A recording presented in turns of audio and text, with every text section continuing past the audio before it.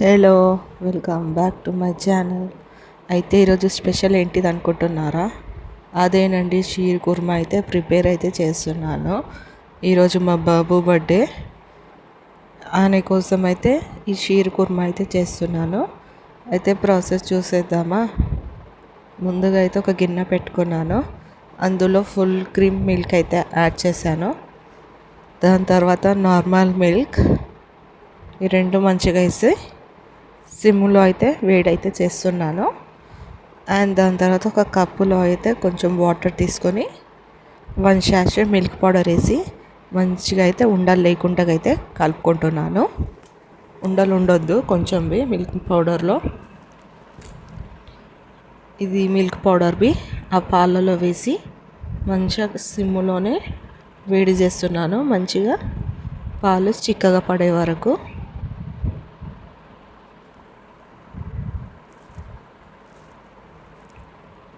దాని తర్వాత ఇక్కడైతే మిల్క్ మేడ్ అయితే తీసుకున్నాను. షుగర్ కొంచెమే వేసాను. మిల్క్ మేడ్ తోటే చేస్తున్నాను.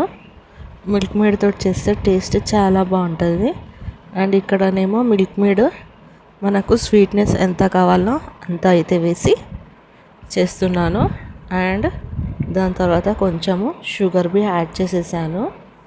యాడ్ చేసి మంచిగా చిక్కపడే వరకు పాలు వేడైతే చేస్తున్నాను. దీంట్లోనేమో 5 ఇలాచీలు బి యాడ్ చేశాను ఫ్లేవర్ కోసము.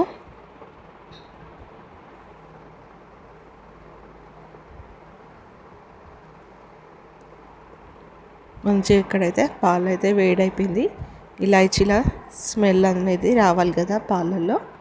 మంచిగా వేడైతే అయిపోయి దీన్నైతే నేను సైడ్లో అయితే పెట్టుకున్నాను. దాని తర్వాత ఇది సన్నటి సేమియా మంచిగా క్రష్ అయితే చేసి అయితే పెట్టుకున్నాను ఆయిల్లో ఫ్రై చేయడానికి. ఇది ఎక్కడైతే ఒక గిన్నె పెట్టుకొని అందులో అయితే గీ వేసి మంచిగా అయితే ఈ సేమియా మంచిగా గోల్డెన్ బ్రౌన్ వచ్చే వరకు అయితే రోస్ట్ అయితే చేశాను. ఇది సిమ్ ఫ్లేమ్లో ఫ్రై చేసుకోవాలా. హై ఫ్లేమ్లో చేస్తే మొత్తం మాడిపోతుంది.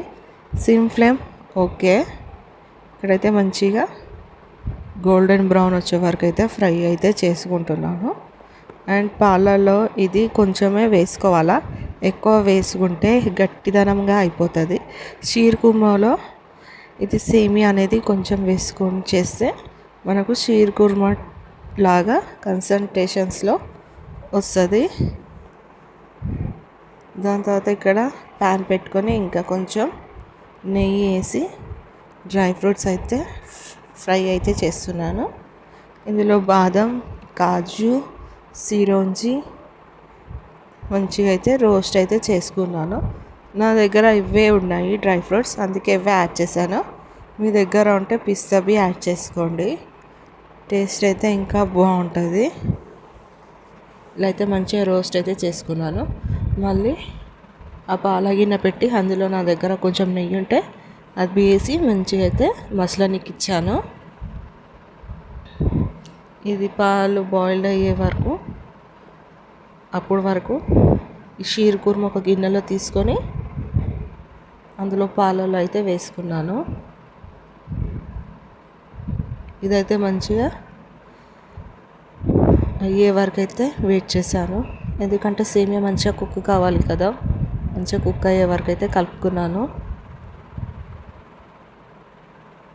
దాని తర్వాత ఇక్కడ డ్రై ఫ్రూట్స్ అన్నీ ఫ్రై చేసి అందులో అయితే యాడ్ చేసుకున్నాను. మనం వేడివేడిగా షీర్ కుర్మా అయితే రెడీ అయిపోయింది.